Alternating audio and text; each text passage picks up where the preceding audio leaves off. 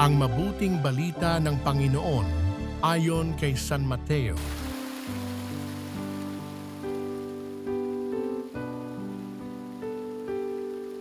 Nung panahong iyon, sinabi ni Jesus sa kanyang mga apostol, "Walang alagad na higit kaysa kanyang guro at walang aliping higit sa kanyang Panginoon.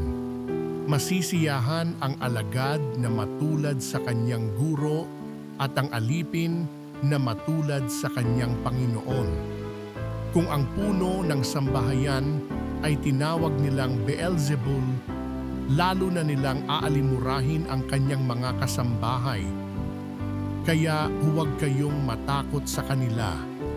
Walang natatago na di malalantad o nalilihim na di mabubunyag.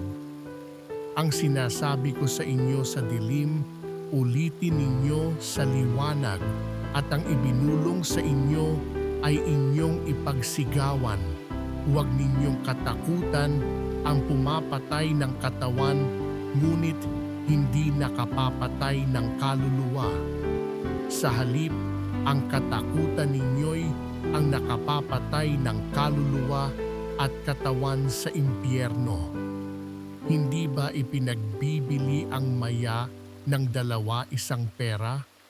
Gayunman, kahit isa sa kanila'y hindi nahuhulog sa lupa kung hindi kalooban ng inyong Ama.